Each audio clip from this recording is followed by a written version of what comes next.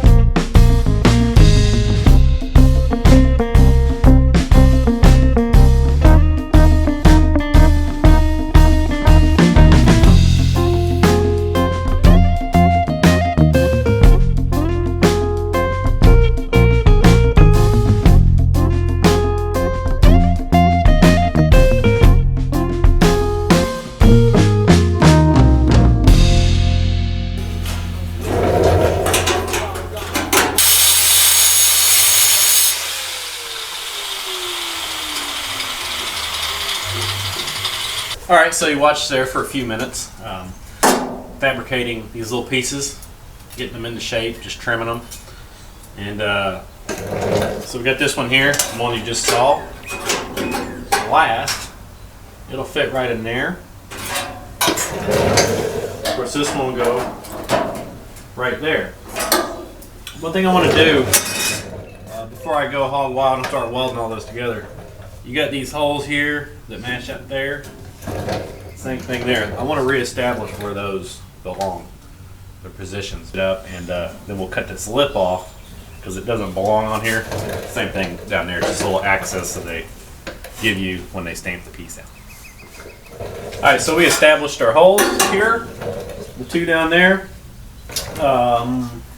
This bottom one kind of interfered with our new pieces, and this one really did here. So I went ahead and made like a little half moon shape to complete the circle and give it the room it needs. This one, it was just a little nick off that corner.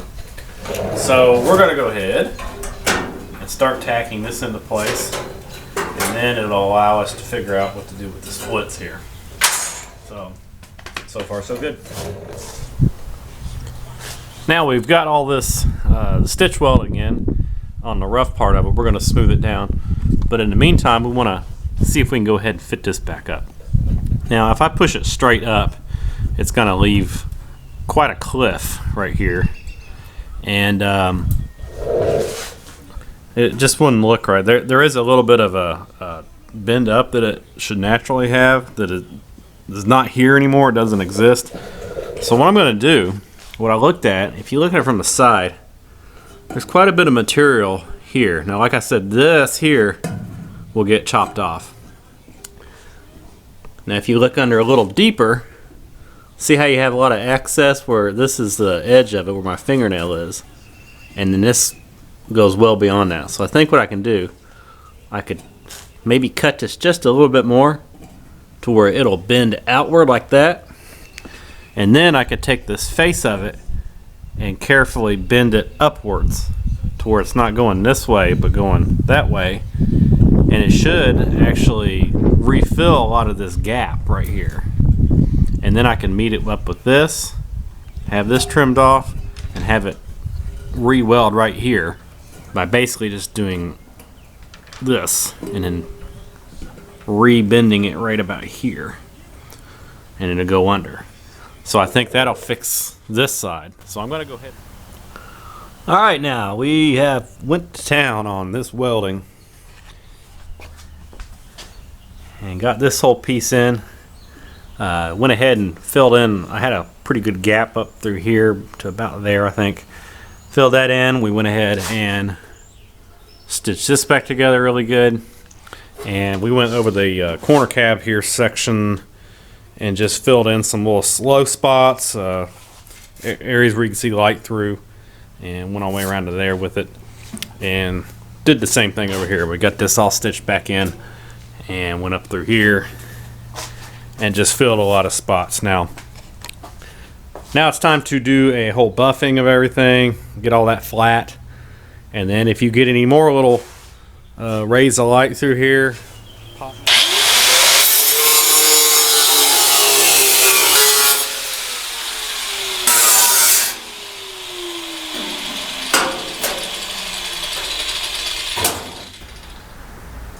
Okay, so we went ahead, took the wheels off, and preparing for the quarter panels and any of the other work to be done.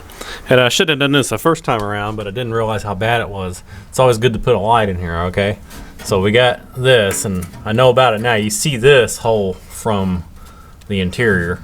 So we'll probably just cut across there just a nice rectangular strip, and we'll do a piece that'll back it, which will be probably half the width of it, and we can just rebuild that lip that way.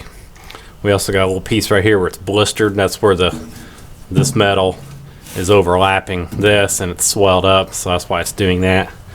As far as over here, it looks pretty good, just needs cleaned up. And then if we go to the other side of the van, and we'd already done a rebuild piece here from the inside. If you remember that, you can actually access it from the floor or interior. It's like a L bracket, and it comes down, and we might just touch that up a little bit, make sure it's all pinched down good and welded into place. But right here, just like on the other side, we got a lot of rot. It's separated to spot welds, so there's a good chance to go ahead and just slice this piece out and make one for the back side of it, and it'll just be identical to what we did on that side. We got the same blister that we do on the other side here, so we'll just trim that out, fix it, clean everything else up really good, and then seal it up with some good rust preventative. Alright, so I'm going to show you what's going on today. I don't really feel like doing a whole lot of cutting per se or welding. It's a little later in the day, so right here is the battery tray area. You can see how much rot that happened from an old battery. Not this battery, that's a new battery. But an old battery that leaked through, ate up a bunch of stuff. It ate the horn that was mounted right under here somewhere. And it ate part of this where it kind of pulled up. So this side here should look like a reverse of this side. See how the panel comes down and then it spot welds here.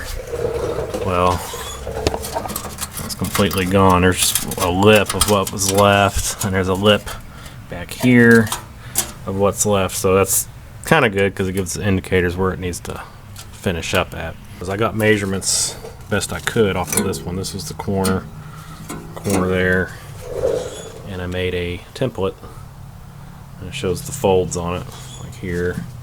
This one's a little larger so that it will mount. See how this one is here. So went ahead and did that, and then proceeded to start destroying it to get it out. Trying to chisel this out. It's starting to separate a little bit here. I don't want to tear this up. I mean, I can always flatten it, so I might have to do that. And we'll separate this from here, get this off of it, and then make a template of this piece. I believe it's what has the anchors. See here, this little slot for your tie downs for the battery, so it doesn't go flying. So I might disengage this steering link.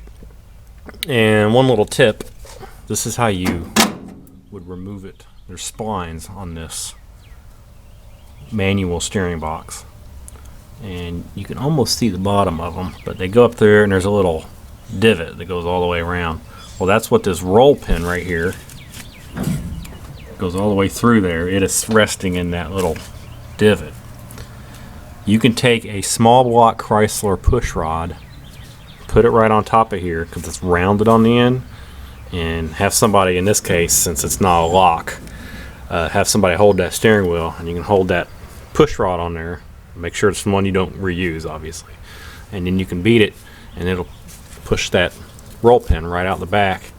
Spray some oil in there, and you can wiggle it right off. That'll give us room to put a grinder or cutter in here and cut this out, and this won't be in the way.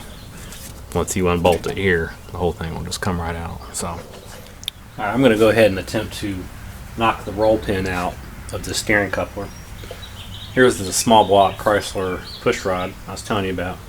And the good thing about it is it's the thickness of it. If you have trouble of that just coming completely out on a few whacks, it'll continue to go through there and not get stuck or anything. You might have to wiggle it out a little bit, but it's got a good thickness for this specifically, and it won't slip down inside the roll pin because it's too narrow. It's just the right size, and it's rounded on the end. So I don't have anybody holding it right now, but I'm going to see if we can pop it out anyways.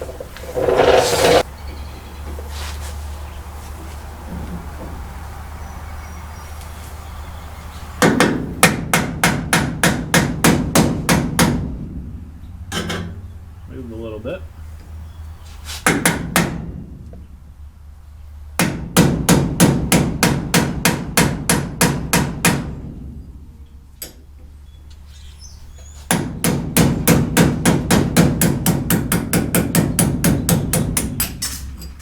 There it goes. So that. I was looking for a minute to see where the roll pin actually went, and I noticed right there.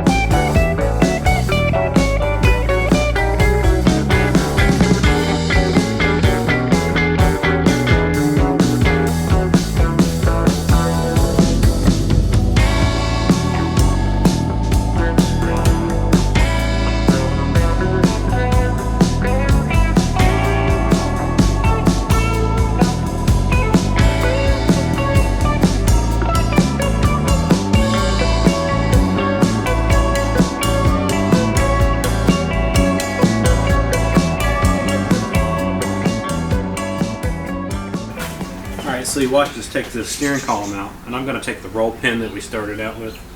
I'm just going to knock it back into place just so we don't lose it.